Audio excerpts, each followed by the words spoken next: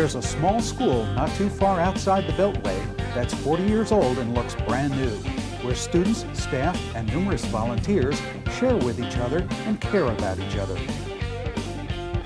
Find out which school is leading the pack on Profile.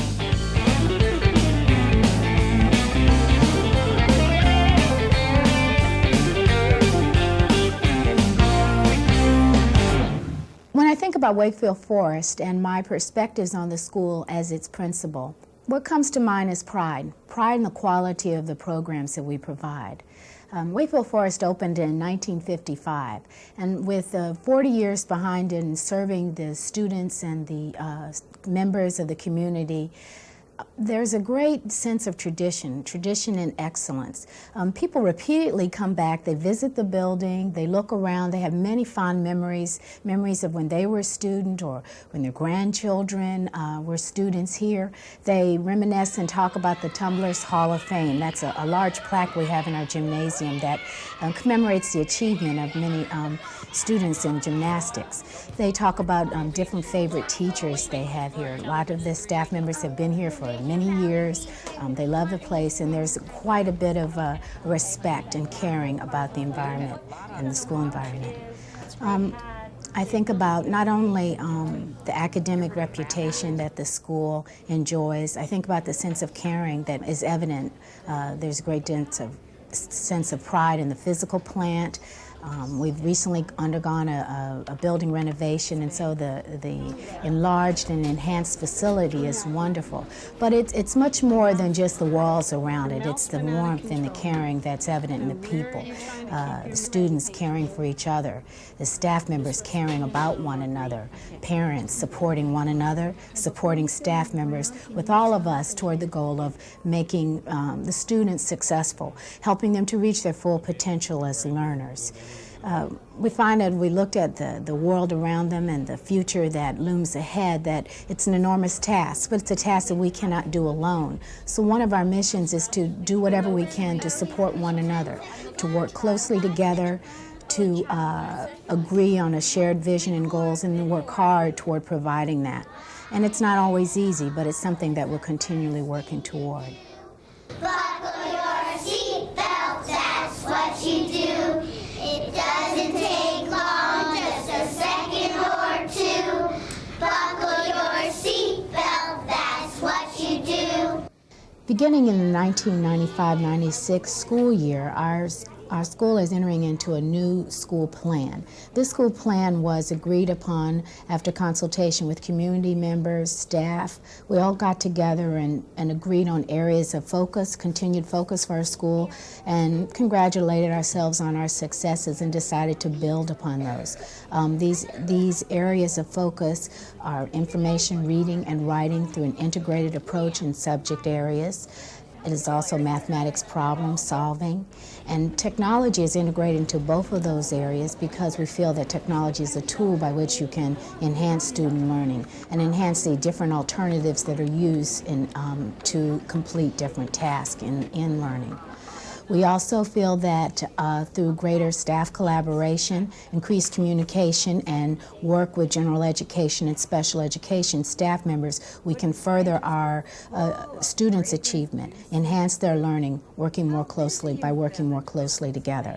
We have parents involved in this school planning process, and we're very proud of the goals and as we set forth in the next 2 to 3 years on this path. It basically is looking at these areas that you're going to emphasize and look at different ways or techniques to capture the information that you need to monitor and ensure that the children are learning from the program of studies and you're not just getting information through the POS testing. The impact of technology is present at Wakefield Forest right from the start of the day. Good morning, Wakefield Forest. My name is Angel Lipsy. The time is 9:07. After World War II, Germany was divided into 2 countries, East Germany and West Germany. On this day in 1989, after 18 years and many deaths, the Berlin Wall was opened and people began to tear it down. Our news program is broadcast throughout the school each morning, soon after the second bell rings. It includes announcements for the day, students' birthdays, a little bit of history, and also current events, questions and answers, contests we do each week. Now I would like to introduce Barbara Johnston Adams, our visiting author today. Welcome to Wakefield Forest, Mrs. Adams. At what age did you become interested in writing? I became interested in writing when I was about 21 or so, after graduating from college. Well, you're doing sort of this landscape, and then you're going to put what type of home they lived under that? Yes, I don't really know how to make it though. Well, you know, sometimes if you close your lines in, you can fill it in when you drop the paint bucket, but you have to make sure that you have clear defined lines in order to do that.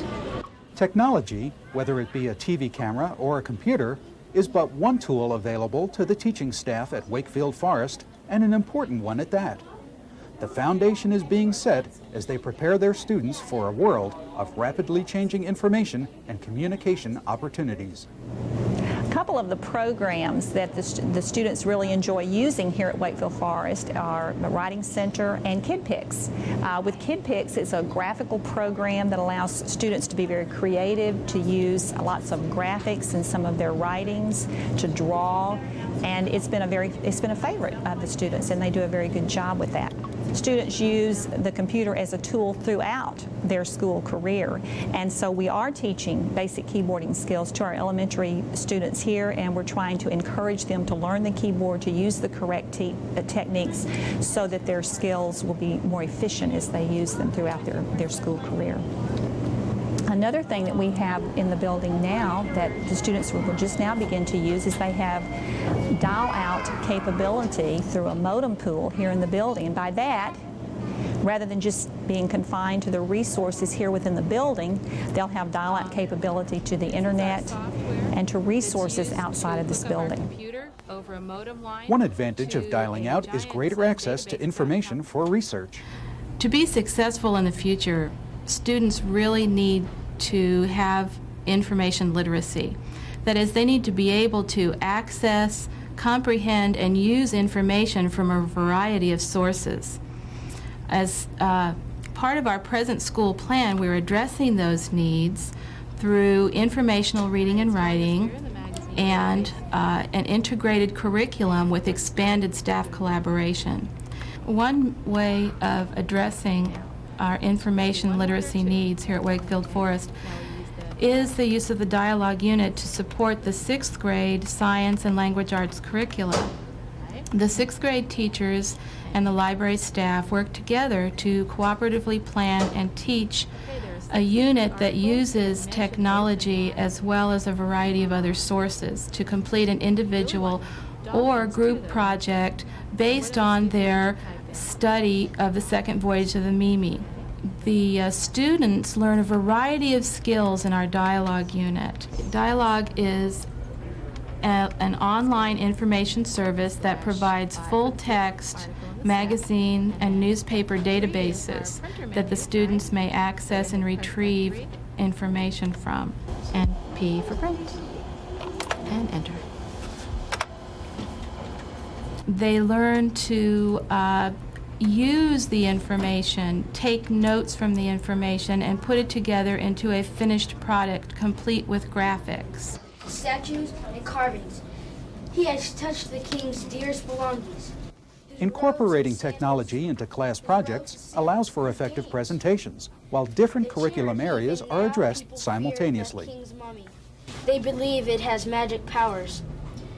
The story starts because Lord Carnarvon dies not long after going into the tomb. Today we're studying Egypt, and as one of our culminating activities, the boys and girls are working on reading nonfiction books, writing summaries on Egyptian pyramids that they have made, and they're also working on a computer program on reading in the curriculum using the computer. One of the other things that the boys and girls do to integrate technology into our classroom is to use the Alpha Smart at their desk. We have one student who is using the Alpha Smart to write his summary so that he can put it on the Mac computer, put it into his disk, and then print it out. He's able to then cut and paste and make his pyramid just as the other students do. The students have a choice of using the computer at times and integrating writing into the curriculum this way. We have all students involved in writing. Using technology in the classroom is only one element of a strong language arts development program. The governors had to obey the pharaoh. The pharaoh was ruler of all the lands. Therefore, he or she makes people pay rent and taxes. Nonfiction, or informational reading and writing, has sort of been the stepchild at the elementary language arts program for a number of years. And so at Wakefield Forest, we're really making an effort to expose children to nonfiction, or what we call now informational reading and writing. The PTA at Wakefield Forest has been very generous in helping us establish an Authors in Residence program. This year, we are having children's authors in classrooms and actually showing them how they go about writing during an actual writing workshop in a classroom. Barbara Johnston Adams is an author of nonfiction literature for children, and so she is visiting our schools this year and is showing children the research and the credentials that you need in order to address a particular area of nonfiction writing. And I see a really good-looking octopus over there. So maybe I'd be talking about an octopus and I'd be describing what that particular creature looked like. In the second grade classroom that you're in now, we are using what is called a KWL chart. We are doing it a little bit differently at Wakefield Forest because we have found that we want to immerse children perhaps in the topic and then have them generate questions as they are going through the various books, seeing what they know, what they want to know, and then afterwards what they learn.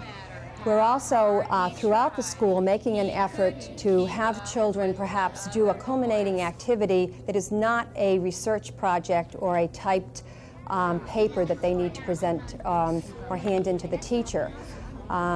We are showing children that perhaps a class book in which they work in cooperative groups and present their research in an artistic and visual way, as well as having a text. Of the Eskimos, it is the country of the midnight sun.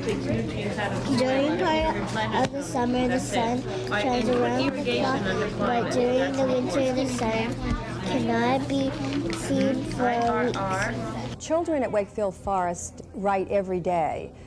And even though in first grade they may not know the correct spelling, we are teaching children to really stretch the word out and to hear the various sounds and to approximate what they hear. Well, that's M-I, and then L, right? Miles. Phonics is a very important part of the reading program. In fact, no one really can learn how to read without phonics. Phonics basically is a sound symbol relationship of letters in our language. But only 45% of our language is phonics based, and so it's very important for children to also learn how to monitor the meaning of the text and also to monitor the structure of the language. And so although we are teaching phonics, we are also teaching children other strategies to help them be better readers. How do you know they're getting married, Maria? Good. Because what did they have on? The wedding dress. The wedding dress, okay.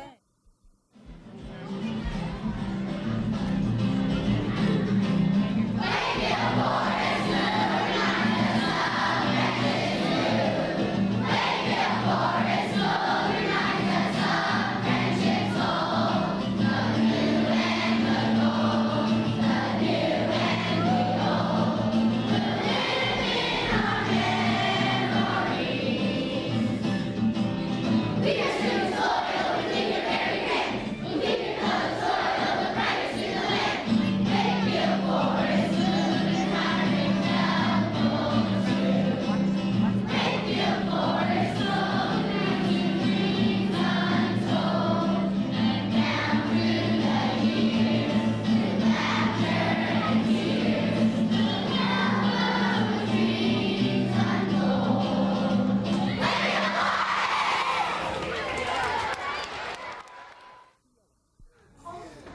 Problem solving is a key element of the Wakefield Forest school plan. Okay, remember, greater than, less than, equal questions. Turn around, ask a question. Is it greater than 10? Tell me, yes. Is it less than 20? No. At Wakefield Forest, we try and make math fun and relevant and get the kids involved in what they're doing. We try and help them see that math is not just taking place in one time at one classroom, but that they use it throughout the day, that they use it in social studies when they're looking at graphs, that they use it in science when they're sorting, that they use it in language arts, in all aspects of their curriculum, as well as throughout their whole life. In our school plan, first we analyzed where the children were. We looked at the POS scores and realized that the children had problems in different areas at different grade levels. But at looking at that, we realized also that problem solving was the foundation of math.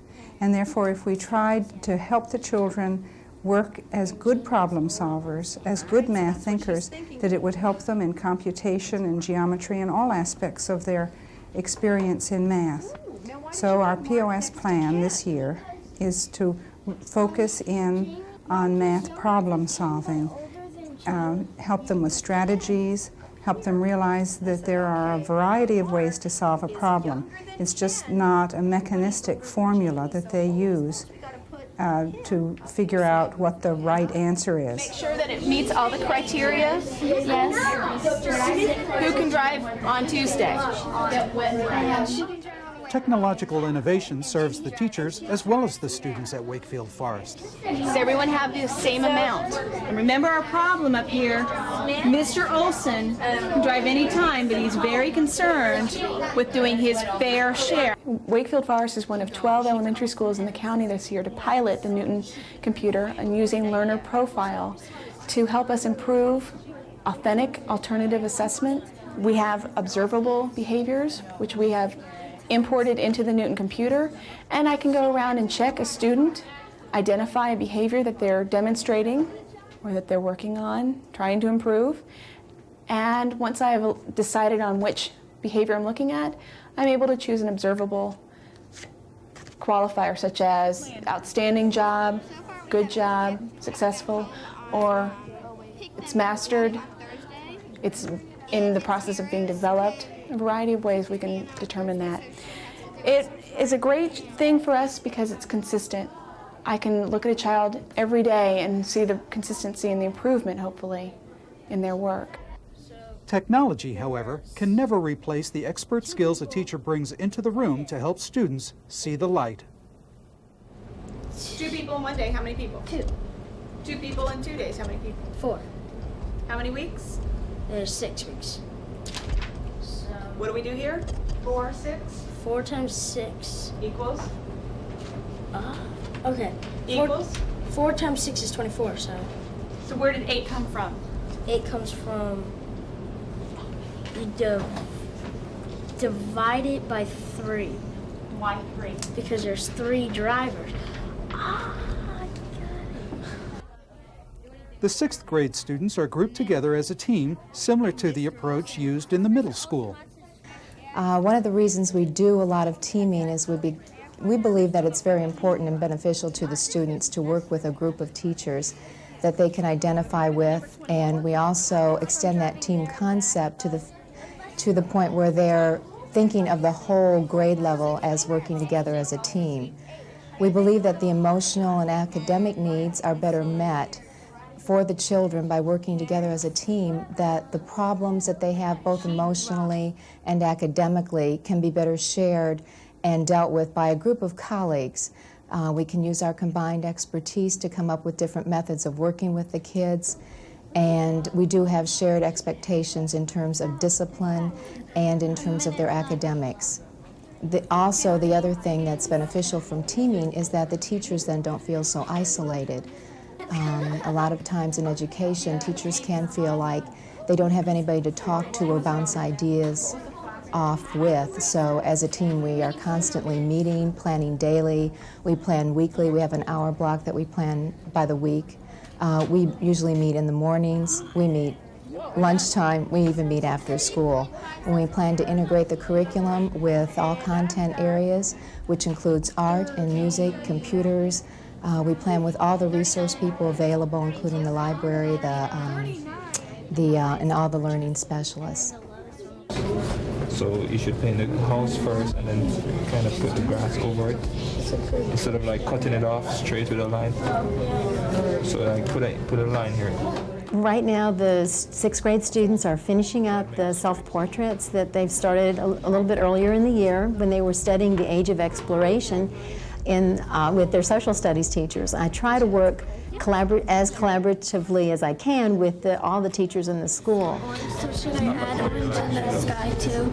That's a nice idea to try to tie it in. You could put a little bit in. That's a good idea. Okay. What I had the students do was think of who they would have been if they had lived in the year 1492 during the age of exploration.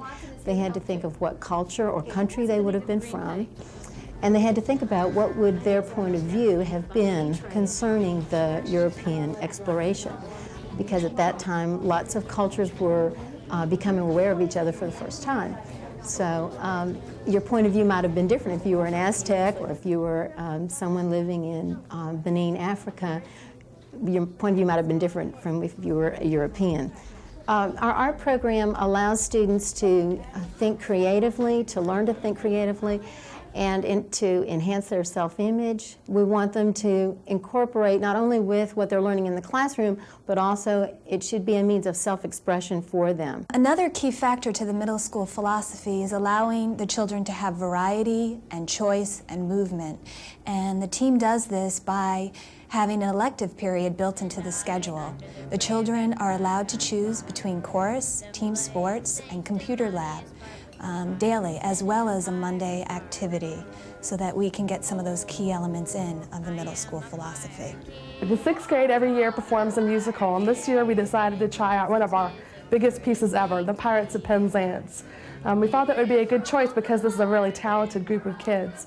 This gives them an opportunity not only to work on advanced skills in singing and in part singing, but also in drama skills, in voice production, and also talk a little bit about different types of literature as we've talked about the storyline and that time period, and watch the movie version so they can compare their own version with the original.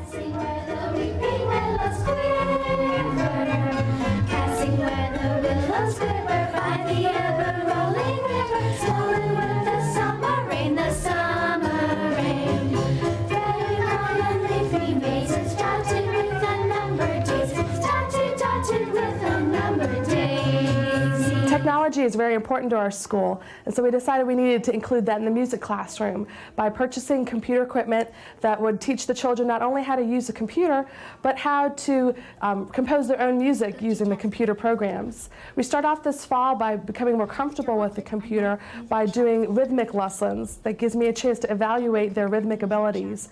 And then in the spring, they're going to be composing their own songs using the keyboards and different instrumental sounds. The kids have really enjoyed the program so far. I think it gives them yet another chance to use the computer outside of the lab.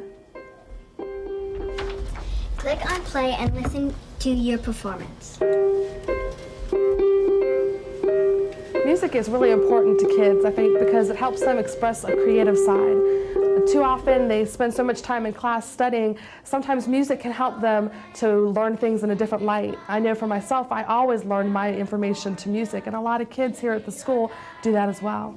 From the redwood forest to the Gulf Stream waters, this land was made for you and me. The pride in Wakefield Forest Elementary School is exhibited by everyone on the staff, especially the building supervisor, Stuart Walker. I'm a long-term employee with Fairfax County. I'm on my 29th year. 14 of those years are here at Wakefield Forest. I have a dynamite custodial crew here. I take pride in my building, keeping it clean. We've won numerous awards for the cleanliness of this building. We have a wonderful staff here to work with, teachers, kids, and all. It's a wonderful place to work. Proud to be here. See you tomorrow. What really helps Wakefield Forest is the support of numerous volunteers. Yeah, that's right. On duck. Want. We bring elderly citizens from the Little River Glen Senior Center into the school one morning a week to read with the first and second graders. And this program we find to be very rewarding for the kids and for the citizens in our community. We have a large number of parents that come in and volunteer, and some feel very comfortable going into the classroom, and some would rather do behind-the-scenes types of work. So Project Team was developed a few years ago kind of out of a need for teachers not having enough time and aides not having enough time to do a lot of the little piddly jobs, Xeroxing, laminating, putting things onto poster board, mounting children's artwork and things like that. And so it's really a kind of anything the teacher needs to be done is submitted to Project Team. It's very easy to find people to come in and help, and it makes it, really such a nice place to be because there is such an interest. The people you see here, you see at the pools in the summer, you see on the soccer field, you see at the churches. It's just a wonderful, tight-knit community. And parent volunteers here are incredible. Last year in the first grade class, I would go in, and on one morning there would be 4 mothers volunteering at the same time. And this shows the parent dedication. It also shows the fabulous skills of the teacher that she could manage 4 volunteers and herself. And the attention the children were getting was just very impressive. So what did the anamorphic figure turn into? An elephant. Elephant?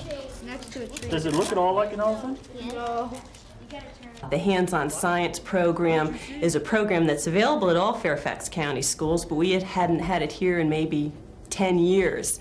It's important to have additional science classes because we feel like this is the 1990s, there's so much technology out there, and the children just benefit, especially at this young age. They just soak it up like sponges, and it's taught in a fun, everyday manner, so they learn that science isn't mystical, isn't boring, and there's science all around them in everyday life. And hopefully we're instilling this love and interest in science that will continue with them through high school, college, and perhaps even into a career in the sciences. On this day, the school was serving a Thanksgiving luncheon which would be followed by a book character parade. It was a way that members of the community and the school could thank each other for their joint efforts and their continuing success.